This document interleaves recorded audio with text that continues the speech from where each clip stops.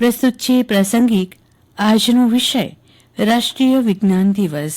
સંપાદન અને પઠન નેહલ ઠક્કર. આજે 28 ફેબ્રુઆરીએ રાષ્ટ્રીય વિજ્ઞાન દિવસ છે. ભારતના મહાન વૈજ્ઞાનિક ચંદ્રશેખર વેંકટ રમનના સન્માન અને સ્મૃતિમાં દર વર્ષે આ દિવસ ઉજવવામાં આવે છે.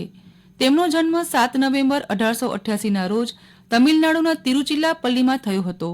તેમણે વિશાખાપટ્ટનમની સેન્ટ એલોયસિસ એંગ્લો ઇન્ડિયન હાઈસ્કૂલમાં અભ્યાસ કર્યો, જ્યારે પ્રેસિડેન્સી કોલેજમાંથી એમએસસી કર્યું હતું. આ વર્ષે રાષ્ટ્રીય વિજ્ઞાન દિવસ 2024ની થીમ વિકસિત ભારત માટે ભારતીય સ્વદેશી તકનીક છે. ભૌતિકશાસ્ત્રી સીવી રમન દ્વારા મહાન શોધ રમન ઇફેક્ટની પુષ્ટિ 28 ફેબ્રુઆરી 1928ના દિવસે જ કરવામાં આવી હતી. વર્ષ 1930માં વૈજ્ઞાનિક સીવી રમનને તેમની આ શોધ માટે નોબેલ પુરસ્કારથી સન્માનિત કરવામાં આવ્યા હતા. મહાન ભારતીય વૈજ્ઞાનિકની આ શોધની પાછળ ખૂબ જ રોચક પ્રસંગ છે. ચંદ્રશેખર માત્ર 13 વર્ષની ઉંમરે કોલેજમાં પહોંચી ગયા હતા. ઉચ્ચ અભ્યાસ માટે જતી વખતે ભૂમધ્ય સમુદ્રમાં મુસાફરી કરતા તેમને વિચાર આવ્યો કે દરિયાનું પાણી ભૂરું કેમ? ભૂમધ્ય સમુદ્રમાં મુસાફરી કરતા આ વિચારને તેઓ ભૂલ્યા નહીં અને તેના પર સંશોધન કરવા માંડ્યા. વર્ષ 1921માં ભૂમધ્ય સમુદ્રના વાદળી રંગ પાછળનું કારણ જાણવાની તેમની ઉત્સુકતા વધી. વાદળી રંગનું કારણ સમજવા માટે તેમણે પારદર્શક સપાટી, બરફના બ્લોક અને પ્રકાશ સાથે વિવિધ પ્રયોગ કર્યા. ત્યારબાદ તેમણે બરફના ટુકડામાંથી પ્રકાશ પસાર થયા બાદ તરંગલંબાઈમાં ફેરફાર જોયો. આને જ રમન ઇફેક્ટ કહેવાય છે. આ શોધે ભૌતિક વિજ્ઞાનના ક્ષેત્રમાં મોટો ફાળો આપ્યો.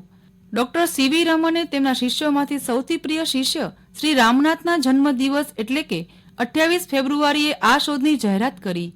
તે દિવસે વિજ્ઞાન ક્ષેત્રે ઉત્તેજના ફેલાવનારી આ ખૂબ મહત્વની શોધને પ્રથમ નોબેલ પારિતોષિક મળ્યું. એવા ડોક્ટર સીવી રામનના આ શોધનો દિવસ રાષ્ટ્રીય વિજ્ઞાન દિવસ તરીકે ઉજવવામાં આવે છે.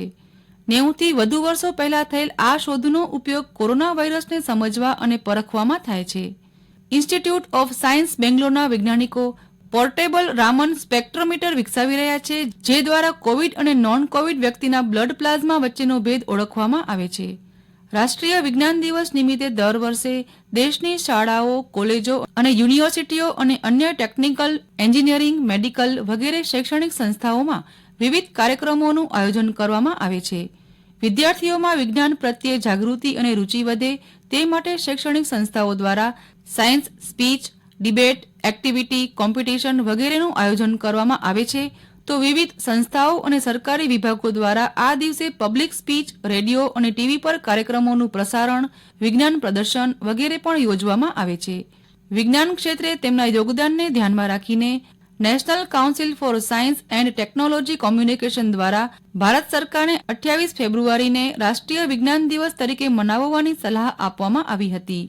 લોકોના રોજિંદા જીવનમાં ઉપયોગમાં લેવાતા વિજ્ઞાનના મહત્વ વિશે સંદેશ ફેલાવવા માટે રાષ્ટ્રીય વિજ્ઞાન દિવસની ઉજવણી કરવામાં આવે છે. તેના ઉદ્દેશોમાં માનવ કલ્યાણ માટે વિજ્ઞાનના ક્ષેત્રમાં તમામ પ્રવૃત્તિઓ, પ્રયત્નો અને સિદ્ધિઓનું પ્રદર્શન કરવાનો સમાવેશ થાય છે.